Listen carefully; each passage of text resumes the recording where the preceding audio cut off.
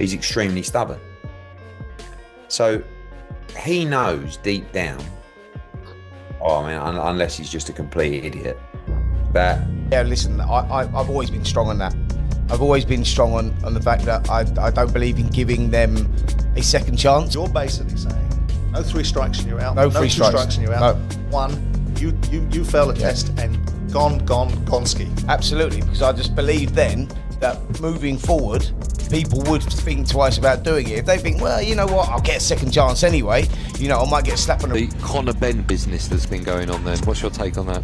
My take on that is very simple. If you think you have to take any kind of performance enhancing whatever to increase or be a better fighter or whatever it is he seems to think he may or may not have done, then I believe that he's been caught not once but twice, then take his licence away, because you have to send them. Following Conor Benn's arrest, Eddie Hearn strikes him with a hammer. He presented it clearly. The altercation is not authorized. Benn and Eubank Jr. are both aware of the whole situation, and lawyers are engaged. Benn has nothing left to stand on after 3 failed drug tests and his current arrest. The statement he's actually saying is that we're not sanctioning this fight. There's ongoing conversations with the lawyers and the British Boxing Board of Control. Obviously, we want everyone to be comfortable.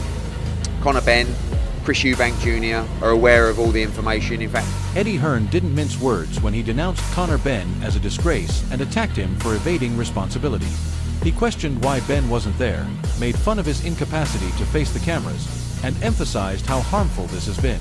Hearn's direct remarks demonstrate how little tolerance there is for Benn's never-ending scandals. Disgrace. The guy, firstly, the guy is not well. Secondly, the guy really should be here. But the fact that he's not involved, the fact that he couldn't take any money, the fact that he couldn't be involved in any decisions, stand in front of the cameras, is making him sick as a parrot. And if that wasn't enough, there were soon afterward requests for an official investigation. Johnny Nelson stated that in light of Conor Benn's most recent scandal, an investigation is required. When the news emerged, even he seemed shocked and emphasized the need for prompt answers to any queries. Repeated failures overseas won't be eliminated by passing a test in the UK. Nelson also alluded to the fact that Benn is surrounded by an increasingly noisy storm. There is going to be, there needs to be an inquiry straight after this, why, what. But that's why I'm here. This news is as fresh to me as it is you. I'm quite sure when this goes out, it'll be all over the place anyway. But all I can say is he passed the UK one. Chris Eubank Jr. doesn't mince words. You forfeit all of your rights to equitable treatment if you test positive for drugs. No compromise, no justifications. His message, which was aimed directly at Conor Benn, emphasized that dishonest people are not granted the same benefits as clean fighters. Fight week, by all accounts you're on weight by the pictures you're uploading. Does that give you a bit more of a bargaining chip when you're saying, no look, that's why I'm commanding more of a purse? When you fail a drugs test, you don't get 50-50 split. No? No matter commercial power pulling, no? You don't get 50-50 split if you fail a drugs test. Duke McKenzie's verdict was harsh. Conor Benn is done. Returning his license appears to be an admission. Furthermore, after numerous failures, the recurring justifications of contamination are no longer valid. McKenzie sees a straightforward solution: permanently revoke Benn's license. He's done. Now, the fact that he's given back his licence to the British Boxing Board of Control, who in my opinion are the best governing body in the... Lee Mallister defended Conor Benn by stating that he doesn't think Benn would purposefully use steroids to cheat. Let's face it, though, after 3 unsuccessful tests, there has been an arrest. Intention becomes irrelevant at a certain point. Boxing fans are no longer believing excuses since the facts are in. Anything's not an argument to say that he doesn't need anything because he's strong and fit. It's a deflection. Many athletes had innate talent before they were discovered to be doping. The truth is straightforward.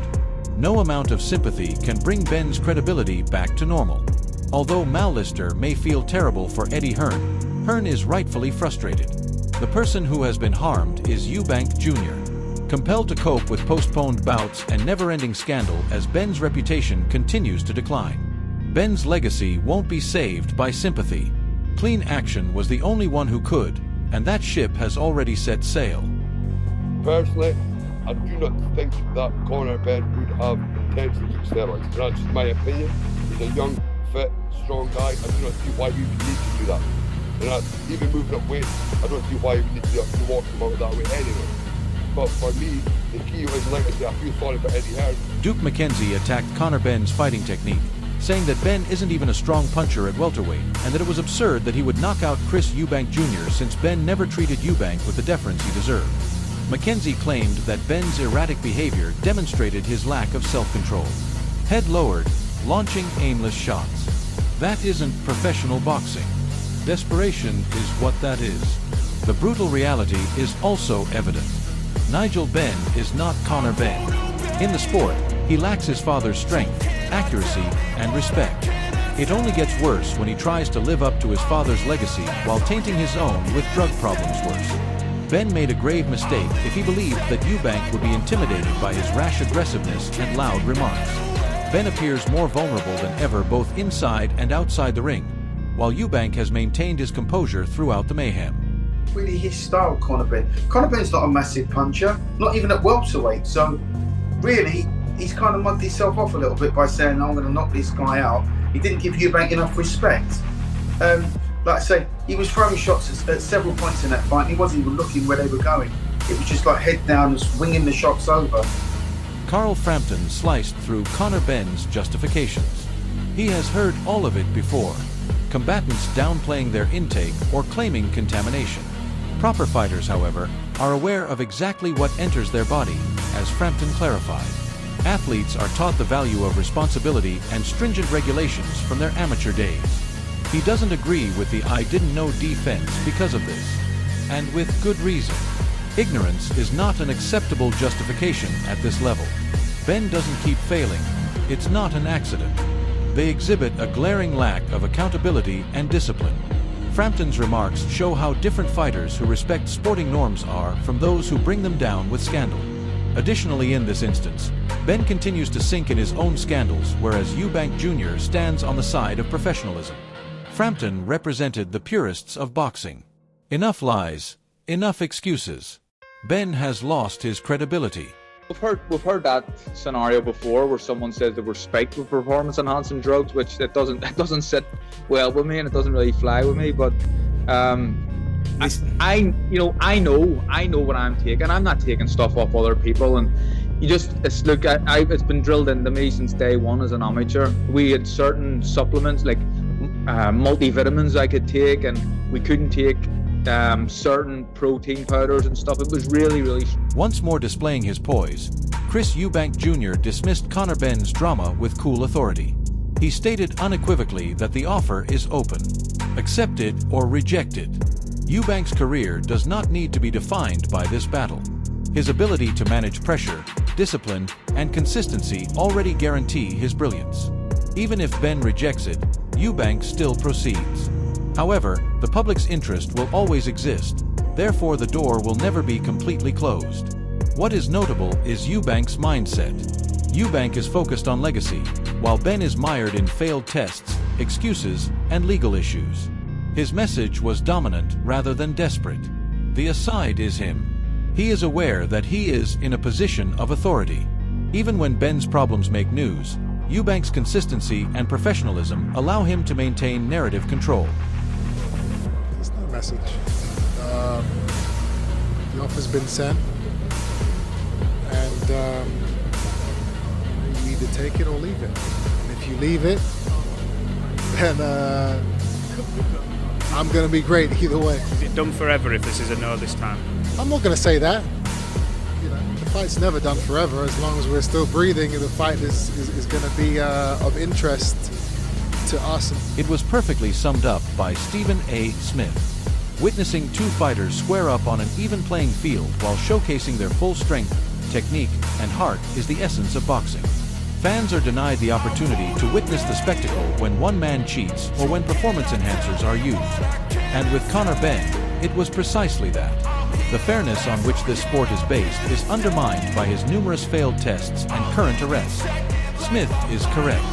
We are being defrauded in the absence of fair competition.